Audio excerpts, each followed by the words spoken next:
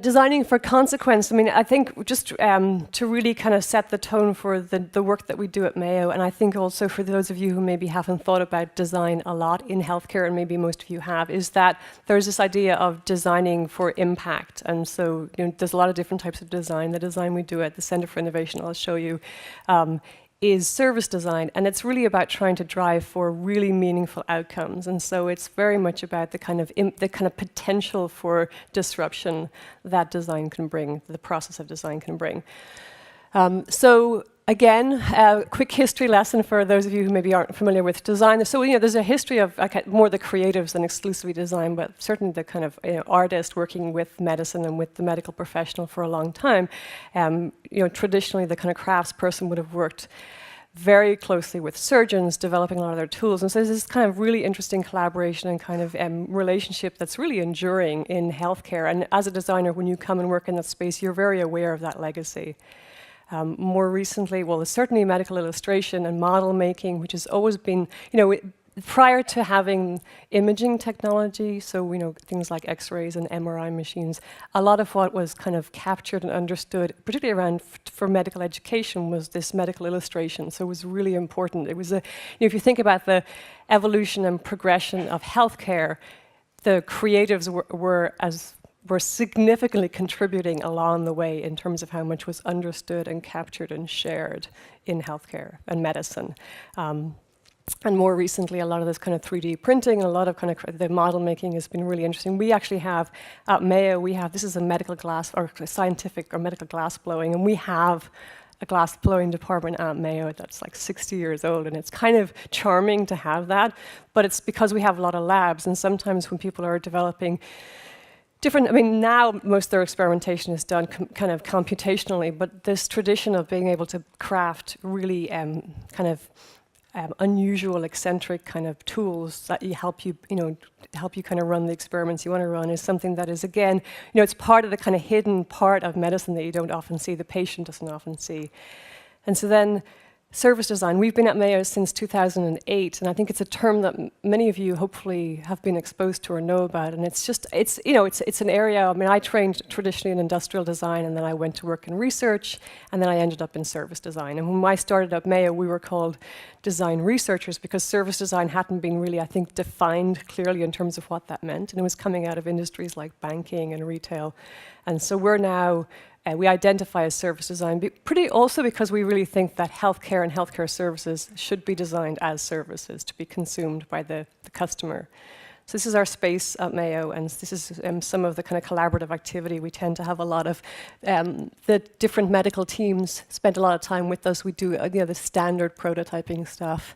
And we're really lucky that we can kind of pull people off the floor, off the different clinical floor, and get them to come in and give us feedback on stuff. This is our space. So I have no idea really of the background of everyone in the room, but I'm going to talk a little bit about the kind of institutional structure of Mayo as a kind of backdrop to thinking about innovating in this space. And so Mayo Clinic, this is Mayo. It's pretty daunting. I think, where's Justina? I can't see her. She's there. When you turn up in Rochester, it's you've been there as well, David. It's like it's a huge field, and then there's these towering skyscrapers that are pretty imposing. And it's interesting because it's a real destination. People spend a long time and they think a lot about having to kind of get there. And when they arrive, it's pretty ominous. It's a pretty extraordinary space. But what's interesting about it, kind of in terms of its organizational structure, is that it's pretty old. It's 150 years old, and that. In American is old for an organization, for an institution. And I think also when you think about innovation, you typically don't think about really old companies being really agile and being really good at innovating. And so when I came into Mayo, part of what's really useful to do is you try and understand the culture of where you're coming into. You kind of have to. You have to figure out the kind of boundaries in terms of what's possible and what's not possible. And the age is a significant barrier to it in terms of people are preserving so many rituals. There's so much about the history of Mayo that is kind of revered, and it's really, really hard to speculate on what could go away. It's almost like a museum. It's very big in terms of 65,000 plus employees. And so, again, when you think about innovation and you start talking about, use the word disruption, everyone in the room is just thinking, what's going to happen to my job? Like, what's going to happen to me? And that's, so when we say things that we feel really excited about, people just think, okay, so I really don't like you and I want you to go away. And so again, understanding this is a culture that is really scaled really fast. I mean, not fast, but it's grown. And there's a lot of people that are kind of invested in it. And so the idea of changing it, even just the thought of changing it inherently puts a lot of kind of a lot of agitation. It agitates people. 30 to 1 administration to physician. And so what this tells you is that for every physician that actually sees patient, we have 30 people who are administrators. And this instantly describes the bureaucracy. I mean, so you essentially have a very bureaucratic organization. So, we deliver care through the physician seeing the patient primarily, and that's where we get paid. That's the kind of service exchange. And so for every person who gets paid to do something, 30 other people are paid to help that person do that thing. And I don't think there should be that many people, but so again, I mean, that's a lot to do with age and scale. I mean, it's complexity, right? It's just every large organization is going to have this. Jumping down, not-for-profit, and so we're essentially not so much a charity, but we're not for profit, so any kind of earnings go back into the organization. We have 3 medical schools, so that gets and we fund those, and so anyone who gets accepted into the medical schools, particularly the med school for like young adults, like for students, it's pretty much free. And so once you get to Mayo, it's all paid for by the foundation. And we also have a lot of research labs, and the foundation pays for that. And so essentially we roll all our money back into our research. And the reason that that's significant from an innovation perspective is that you don't have the same incentives. And so, people often think about innovation and they think, oh, we should be like Apple, or, they always use that. And Apple's a corporation. Apple can hire, fire, do what they want to people, reorg whenever they want to. They can do pretty much whatever they want internally. We don't have that same, I don't think it's a luxury, but we don't have that same mechanism in terms of motivating people and rewarding certain behavior. So people have to opt into innovation. And it's not unlike, I think, a lot of government organizations and kind of institutions that are more, let's say, federal or something, is that people have to opt into something. They can't be forced into it. We're physician-led. And why that's significant is that all of the decisions at Mayo are made by a group of physicians. They're called the voting staff. And so physicians are scientists, and scientists make decisions based on evidence and proof. And so so if you are an innovator or trying to be an innovator and you're doing something, you have to figure out how to create enough evidence to be convincing. And that's really hard when you have, incredibly rigorous research happening at this place in terms of their appetite for evidence and proof before they'll make a decision.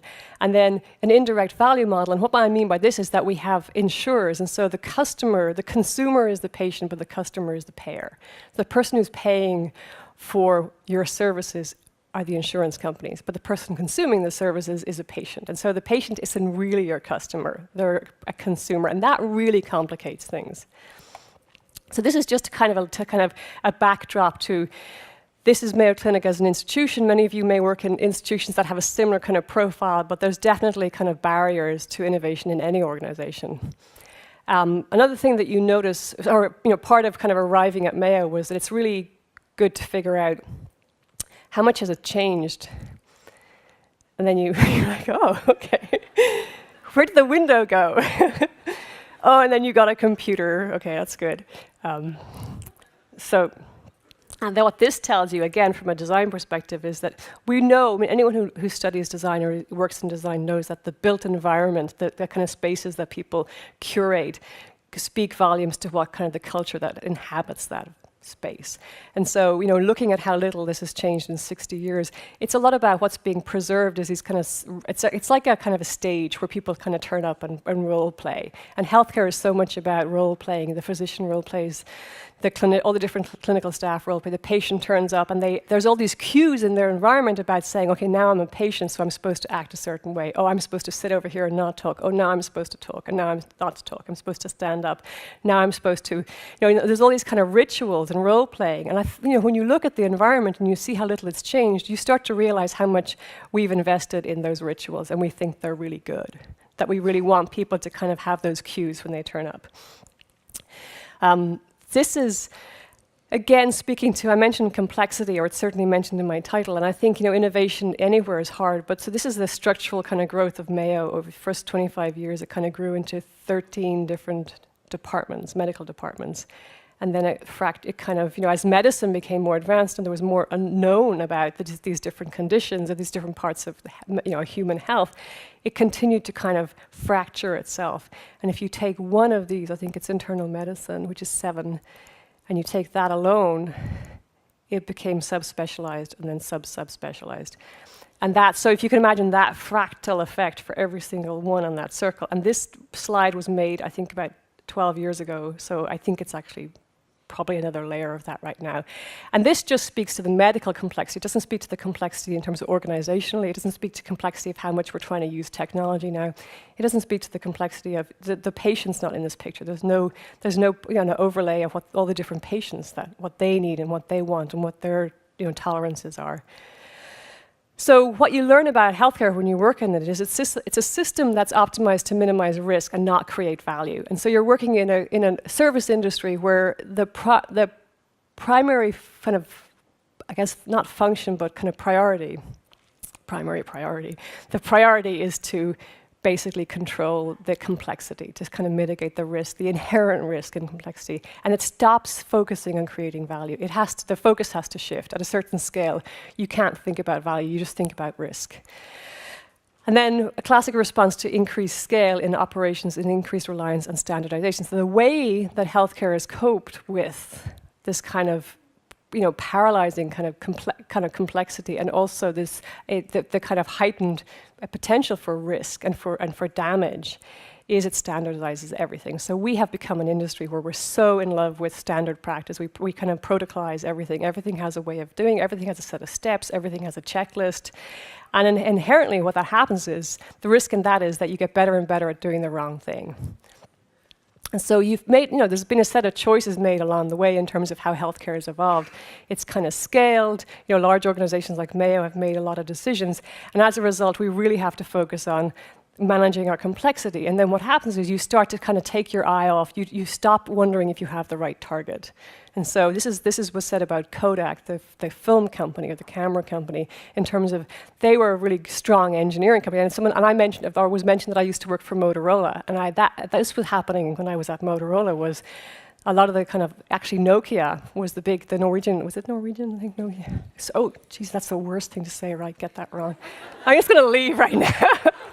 It's like when I'm Irish, and people say, oh, you English people, and I'm like, or you Scottish people, and I got really angry. The Finnish company, Nokia. And so, when I was at Motorola, they were just this amazing engineering company. They'd made these amazing phones for the police department, for the army for so long. They had this legacy of really great engineering, and they didn't really understand that people didn't really care how well made a phone was. They really cared how it looked and what it said about them, and how much it was part of a kind of culture, and how much it was kind of part of something that was even the aesthetics. And they didn't care about that. They kept saying, well, we make really good phones. And so they were having their Kodak moment, Nokia moment. And so I think this is a risk that we all run, is that you're kind of focused so much on what you've set as your targets that you forget to look and say, well, do we have the right target? And I mentioned yesterday that I was in Sydney recently speaking at a conference, and they said, oh, we have an expression, we have another way of saying that down here, and it's called nice landing, wrong airport. Which I actually like more, and I may change. It's because you're like, oh, that's such a good landing. We did such a good, and you look around, you're like, oh, we're in the wrong airport. So it's an important lesson. So this is the kind of, I'm going to jump, there's 2 slides together, and this is a really kind of early idea. I'm trying to figure out how to communicate, so I'll try it again. I tried it yesterday. Much of the work we do in patient care, we don't fully understand. And in complex systems, we don't know where we're creating value. So let's imagine that's where value is actually being exchanged. Because we don't know where we're creating value, when we innovate, we don't know what we can break. And this is back to what I was saying about the scale of Mayo and also the complexity. And so let me give you an example. So we go into a department and we're looking at how patients are maybe pre-op, or something that's happening with their being triaged, or something that's happening with how they're being discharged. And we look at the whole system. I'm pointing at that thing because you can't see. You look at the whole system, and you kind of think and you realize, there's all this redundancy. We see stuff that this is happening, and it's what we call rabbit holes. We often say people disappear down a rabbit hole where, you kind of go down and you can't get out and you have to come back out. It doesn't go anywhere. And we try to explain this we try and say to people, can we, there's things you're doing with the patient, it's not really adding value. But if people perceive that the entire model of care is where kind of value and safety is really delivered. And if you try and take things away, they get really worried. And so in innovation, it's inherently often about identifying redundancies and subtracting those. And in healthcare, people have such a high tolerance for redundancy because there's so much risk in taking things away that they will tolerate so much junk in the system. They will put up with stuff that they know is not creating value rather than have to manage the anxiety of seeing that taken away and the potential impact of taking things away. Innovation that's additive is more tolerated, and innovation that is subtractive, and I often use the word destructive, is really threatening. And this is something that I've worked in 5 innovation labs, and they've all been in different industries. And there's a general sense, and we were again talking about this yesterday, there's a general sense that when people use the word innovation, you turn up and you're an innovator, which is a kind of loaded title, and you go and work somewhere, people generally say, oh, you are the innovators. You guys make really cool things. That's what you're going to do. And so they wait for you to make something, and they're like, where's my cool thing that you're going to make me? And they're like, a month goes by, and they're like, did you make anything for me? Because you're an innovator, right? So you're supposed to give, it's this shiny object thing. And at Mayo, we don't need to make any more stuff. We need to do a lot more of this. We need to get a lot of the stuff, all of the redundancy and complexity out of the system. It's really, really kind of making it hard for the clinicians and the patients to connect in a meaningful way. It's getting in the way of a lot of value that could be created. So we have all these amazing assets, and they're just not able to create value together. I mean, it's a broken system because of the complexity. And yet, we often get measured on, can you show us what you made? We'd really like to see what you made. And that's like the sense of, even at Mayo, is that people want us to kind of come, we talk about a dog and pony show where we're supposed to turn up and show them things, and they're supposed to be like, we are so glad we have you here because you showed us all these things that you made. And so there's a sense of being an innovator and trying to destroy things is inherently very risky and complex, but it's I think what's needed more. And it's needed to be understood in the process of, and I'll show you a bit about the process of actually subtraction. So we do a lot of trending as well at Mayo. So we're trying to think about, Mayo is, again, so big, it's in the middle of a cornfield. It's had such a huge kind of market share for so long. It's pretty distinct, so it doesn't really have a lot of competition, but it's starting to have a lot of competition. So before, our competitors were like the Johns Hopkins and Cleveland Clinic and the other big medical academic institutions, and we just kept, there was like some kind of sibling rivalry where we'd look at each other and kind of figure out, who's the favorite kid at the moment based on, different kind of polls in the States. And then we realized that, there's some serious stuff happening in healthcare, not with our traditional competitors, but with some very unlikely competitors. And so we've been recently looking at more trending. And I think what's interesting, I'll show you a trend, but this term Megatrend, and it's something that you may be familiar with, this idea of when trends are significant or there's a kind of constellation of trends happening. And they tend to dissolve traditional market boundaries, and they rewrite established history segmentation, which is what is happening in healthcare. In addition to its impact, it can be experienced as a set of consequences or shock waves. This is not a great slide because something happened to the font, but what's important here is that this was a report by PricewaterhouseCoopers last year, and they reported out on the healthcare industry generally, and they said, the Fortune 50 companies in the States, which are like, the Apples, the IBMs, and really big, some kind of telecommunications. These are the most powerful companies in America in terms of just sheer wealth and scale and network and access to customers. And of 50 of them, 24 had decided that healthcare was their new market, and none of them were medical or clinical, none. So they're automotive, consumer, telecommunications, finance, technology, and retail. And so these are our kind of new competitors, and we have no idea how to behave in a market when we're competing with people like this. This is a megatrend. This is what's happening, and I don't know if it's happening here in Europe as much as it's happening in the States. So then again, experience economy is another thing that we've been paying a lot of attention to. Is your competition will not be the same product. It'll be something with the same effect. And so people aren't selling products. People aren't buying products. People are selling products. People aren't buying products. They're buying effect. And probably the most accepted kind of obvious example of this is Uber. When I used to buy a car, but now I just want the effect of owning a car. So I have that effect. When I need a car, I can get one. So I have the effect of owning a car without owning a car. And it's such a disruption in terms of how people are going to consume anything. So people who used to make products and try and sell them to people are now trying to figure out. And so we've been trying to figure out what is the effect of healthcare. We used to make healthcare products, but what is the effect of healthcare so that we can now make the effect of that? And then that's what's happening with these groups here. So I'll jump into showing you some of the stuff at Mayo, but I think what's most important is in that, with that backdrop, so you've got the history of Mayo and how complex it is. You've got the more recent kind of survey of what's happening in our industry. And so in response to those two different kind of factors, you have to start to think, well, we have to think about our future very differently. And the way to think about the future is not to fix healthcare, because people talk about fixing healthcare. There's no point fixing a broken model. It's really about rethinking it. And so I think that shift, and a lot of people, there is a lot of rhetoric about how do we fix healthcare. I don't think anyone really should waste any more time trying to make the current model work again. I think it's really about learning what we've learned from it and kind of moving forward. So there's nothing as terrible as activity without insight. And so how do you do this? Like, how do you start changing things? And that's what we're doing at Mayo. I think, I'll jump into talking about design more closely. Now, design is human-centered innovation. And essentially, it kind of looks like this, right? Humans designing, and then people paying attention to humans designing. And so this is healthcare right now. So you come in here, and you're like, you got to stand here and fill in some paperwork and go over here and sit down here, and then we'll let you in here. And a lot more users are like, I'm really not going to do that. So I'm just going to... So it's just, this is exactly what's great about, essentially I think design is really paying attention to, and it's being sympathetic to how this happens. And so when I talked about the history of Mayo, and we can't be flippant about this, no one did this on purpose. Like, you can't blame someone for it. It just happened because of complexity.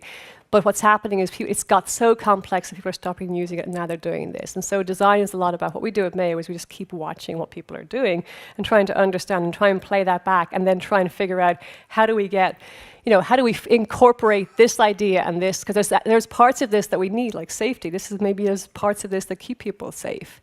And maybe there's a business model in here that we really need to sustain, but there's something about learning from this. So one thing we've learned a lot, we spend a lot of time with patients in the hospitals and in the clinic. And so when I say clinic, it's outpatient, and hospital is inpatient. And so the experience of the treatment is often worse than the experience of the disease. And this is a really shocking thing when you tell this to, when you play this back for physicians. They're like, excuse me? Because they're not intimidated. It's like they know it so well, and maybe until they get sick themselves. But they can't imagine that. They just assume that everyone's really relieved to be at Mayo and really relieved to be having an operation and really happy that their disease has a name. It's really intimidating for people.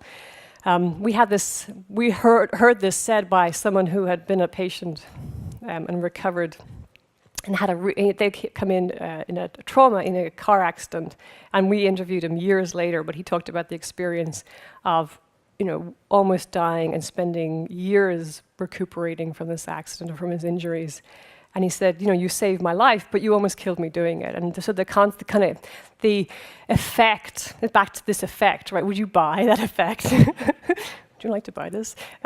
So we're having that effect. There's outcomes, and we talk about outcomes in terms of our goal is to save this person's life, but the experience of having your life saved can feel like. And so more and more, there's an understanding around post-traumatic stress disorder linked to a lot of diseases, but mostly to a lot of kind of procedures. And so when people have a lot of medical procedures, even things like maybe cancer, but certainly, and particularly in children and stuff, if they have to have a prolonged series of procedures or treatments, they actually suffer post-traumatic stress because the environment is asking them to cope and to be really kind of stoic, and so they don't really have a coping mechanism or a way of kind of reacting to the environment, and it's usually after the fact is when they experience that kind of.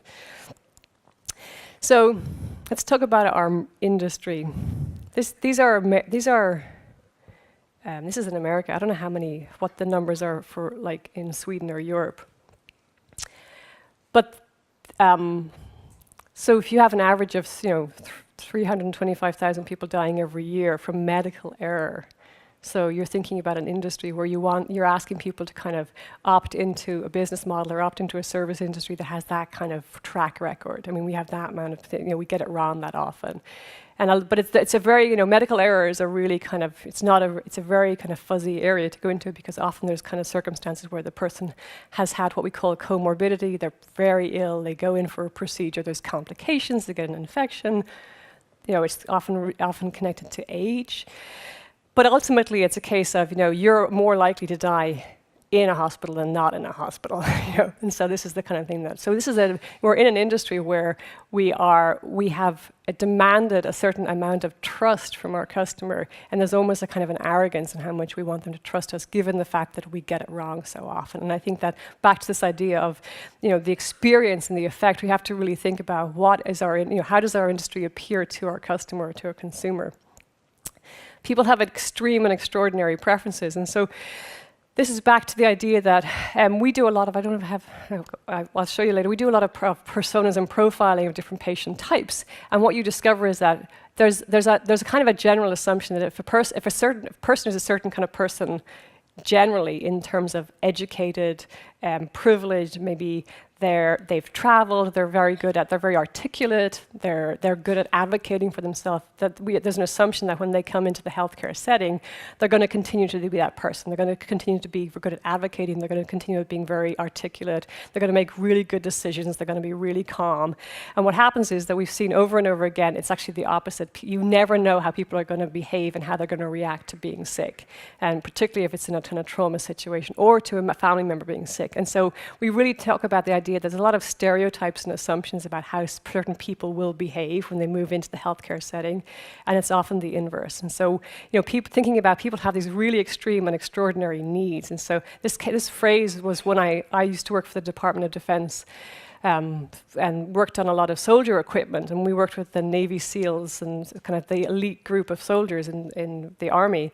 And I was trying to figure out, they're really, really hard to figure out, because one, they don't really talk very much, and they won't really tell you anything.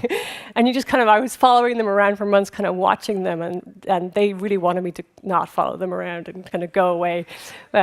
So they wouldn't tell me anything. And I remember one time kind of interviewing this guy, Captain Mike Hinkle, I remember his name well, and he was like really frustrated with me, and he said, the thing you have to understand about us is that we have extreme and extraordinary preferences. So we're not like most people. And so, the things that matter to us don't matter to other people, and the things that matter to other people don't matter to us. And so it was this really kind of interesting, it was very helpful for me to have that kind of meta level view of how kind of atypical they were. And I found it again in healthcare, that was years ago. And then when I came into healthcare, I started to kind of have this echo in my head of there's really extreme and extraordinary preferences. There's kind of really unanticipated needs, and your priorities really shift around when you're in a healthcare setting.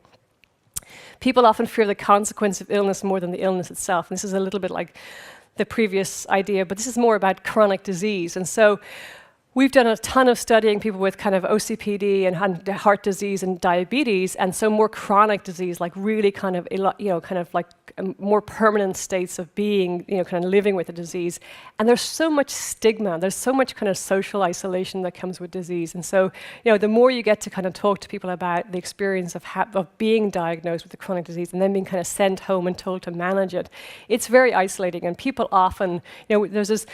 They often, either there's terms like denial, which is a really disrespectful way of describing it, where they kind of decide to not really kind of acknowledge it because their life and maybe their kind of circumstances don't have space for them to kind of really manage the disease. And one example, I remember we were talking to a gentleman about his diabetes, and he had been asked over and over again to really manage his diet, and he kept coming back in and he wasn't managing his diet. And we were watching him with a provider, with a physician. They were talking about, did he need to see a nutritionist or what else could they do?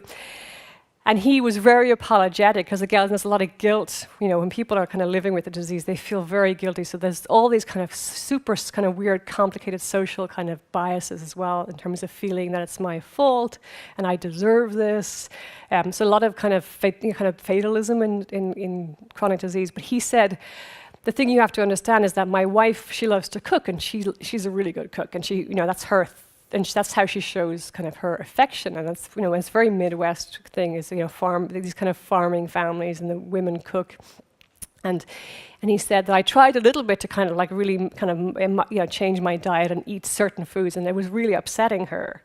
And she kind of took it really personally, and she didn't kind of understand what he was trying to do. So he chose his relationship over the diabetes, and so he kind of was able to say, it's a trade-off, and we see this every day. We see this with people who, you know, for example, you know, someone's told to stop drinking or stop smoking, and they say, well, they try, but it meant that all their friends have this ritual where they go, you know, from work to the bar, and these are their support structure, and for their mental health and their kind of emotional well-being, these friendships really matter, and so that they have to stop doing something, they isolate themselves, and and then they find they're actually feeling so depressed because they're isolated that they choose to go back. So often they have very reasonable and rational reasons why they continue with the behaviors they have, and the healthcare professionals find it really hard to kind of see that context.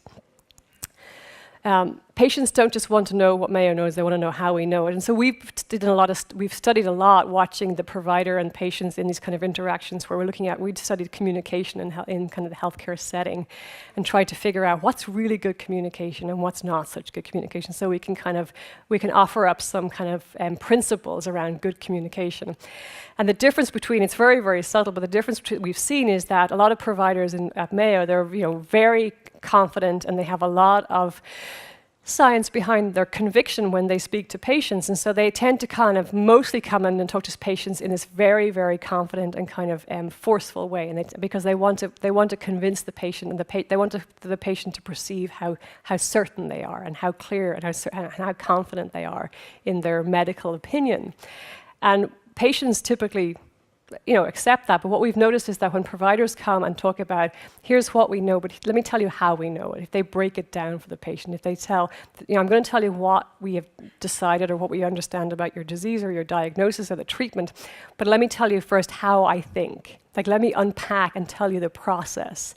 And it is so remarkable, the difference. It's just a really small shift. And so really being able to kind of, you know, identify, this is back to where value is being created. We were able to see real value being created in that tiny pivot, that little adjustment to saying, you know, here's what we know, and I'm going to tell you, let me tell you how I know this. And then you start to kind of, and it's all about kind of showing people patterns and making connections for them.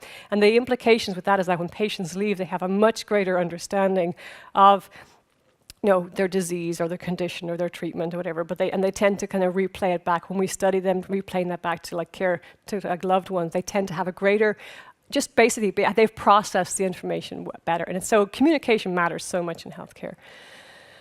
Oh my God.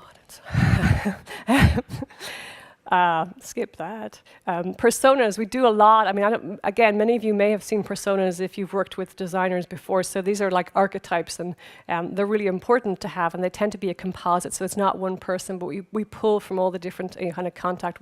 We did a set of 4 personas for the kind of health personas, and we had, I think it was 1,500 hours of contact with patients that we basically kind of went back in and mined and pulled out.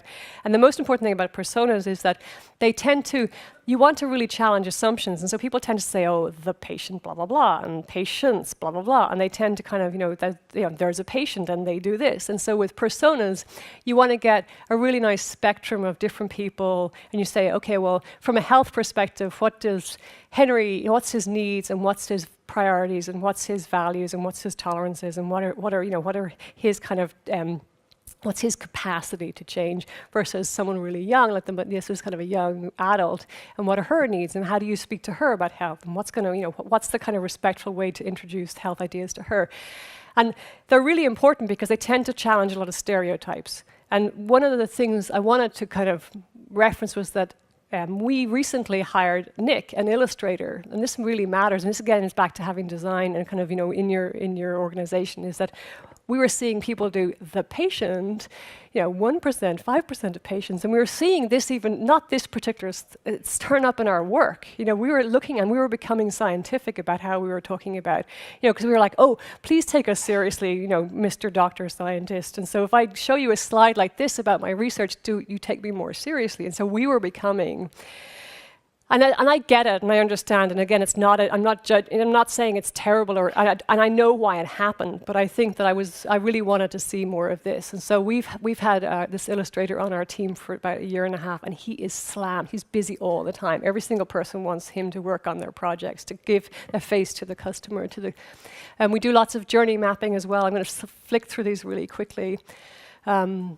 Again, so you combine a persona with, we talk about this person, the narrative around them, and then we look, this is a person having dialysis, and so again, we had a set of 8 personas, all of different people who dialyze in different ways. And it's showing the system as we kind of understand it, and then the different ways that patients can kind of pass through it. And we do this as part of the process. Like, this is not a finish. This is not like, look what we made, isn't this beautiful? This is like the collateral you make along the way. And it helps everyone agree. And so we now say, okay, so we're talking about these people, right? And so when you're working with a team, you stop saying the patient and you start saying, are you talking about Henry? Is this Anna? And so you start to create all these kind of shared tools and these shared kind of... This was a piece of work that we did in the Department of Surgery, and they wanted us to look at communication in the surgical suites and said, there's a lot of inconsistency in how the surgical teams communicate.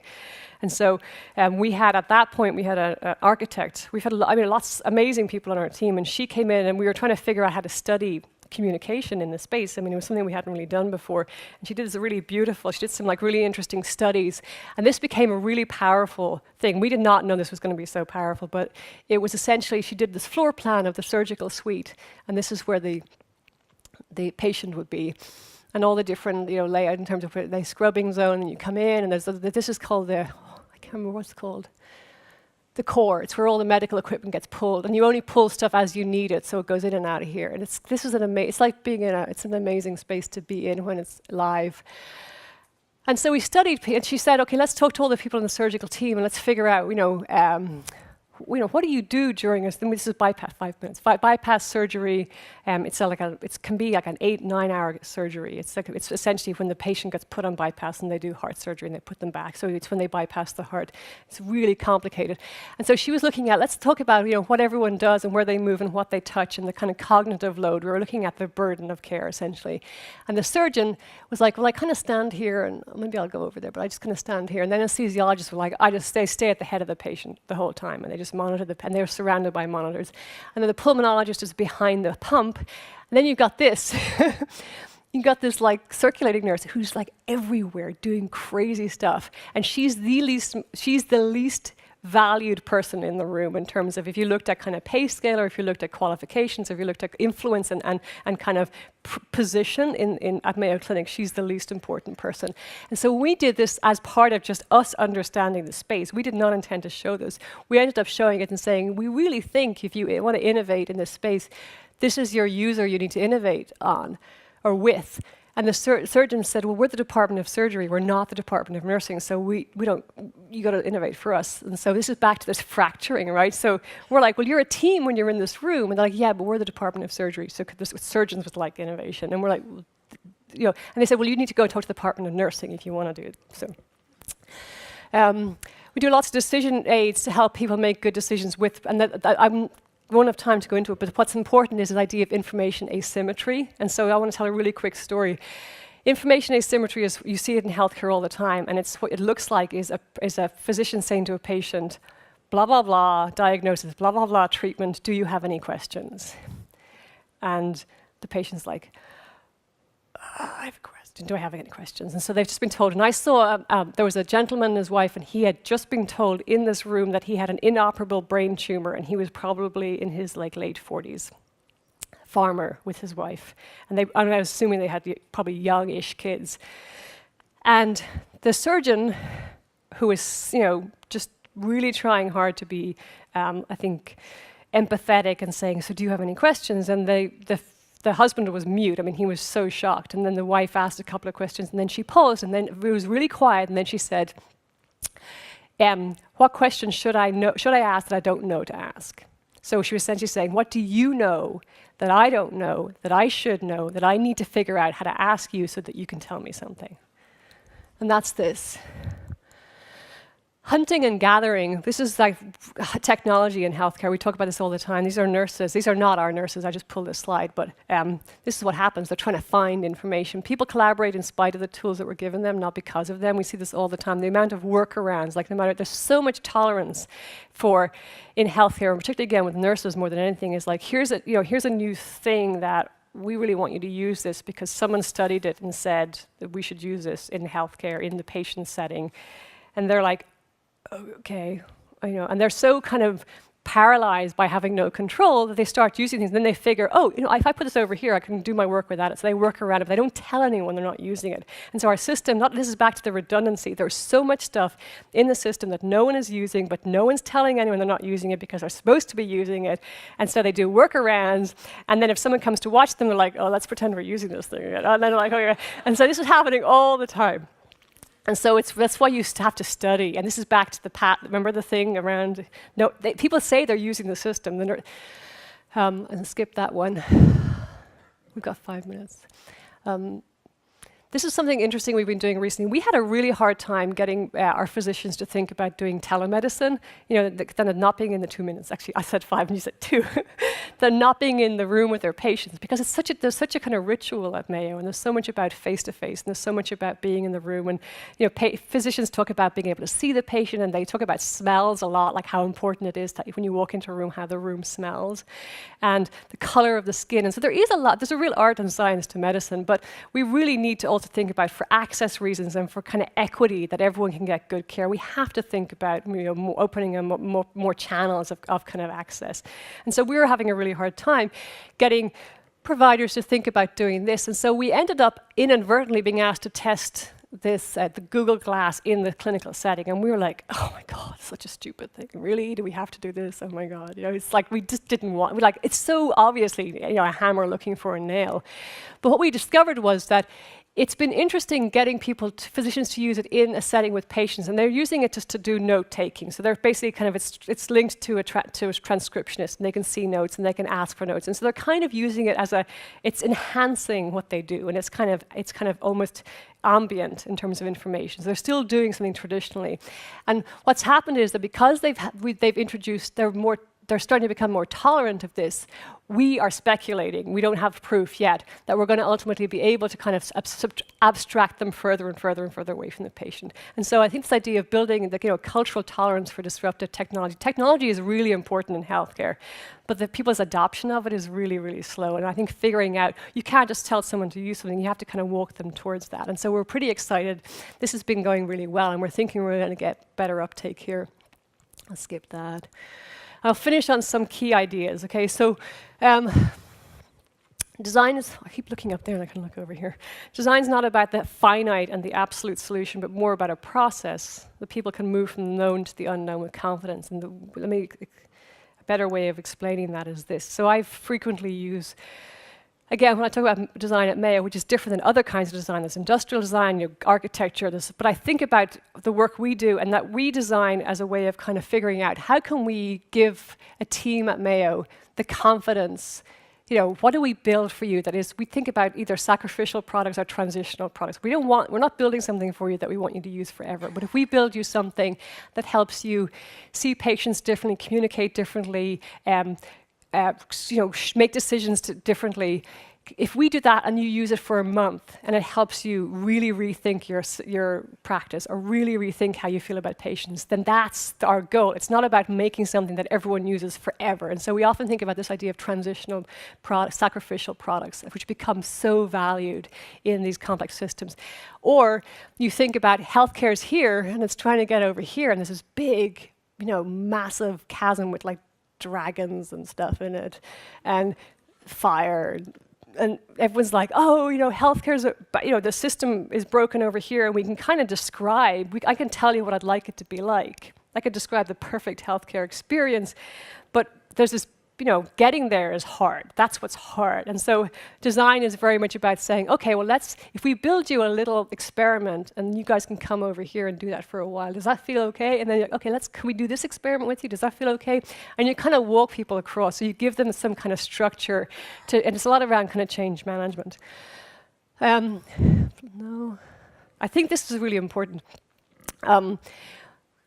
A general comment about design is that it's really aspirational. So I've been a designer for 25 years, and I think the first thing you learn about design or realize about design is that it's so much based in what could be, what's possible. And very few disciplines have a focus on being almost that optimistic and that kind of, and speculating and being really comfortable thinking about things that are really abstract, right? And so if you're trying to fix a system and you're all kind of getting together in a room and there's a lot of reasons why you could describe the problem, but no one can really describe the solution, it's a really good place to use design because it is inherently very optimistic and it's inherently very aspirational. It aspires. It's about what could we be.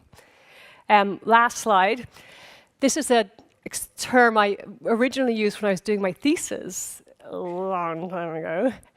I went to the Royal College of Art and I did computer-related design. I did wearable stuff. But I remember it was about kind of the body and technology and blah, blah, blah. But I remember coming up with this idea or phrase about, there's a lot of people, it's this idea of as we kind of continue to progress and use tools and technologies and kind of evolve ourselves, some people are reacting. And in healthcare, you really have to pay attention. It's back to this idea of you really have to pay attention to people and how they're reacting to what you're doing. So there's a lot of responsibility. As much as we're responsible for innovating the industry, we're responsible for paying attention to the effect we're having. And so I think for all of you, this idea of protecting these really endangered people, emotions that people don't value, they think they're irrelevant, and things we wanted to stop seeing in patients. That's it. Thank you.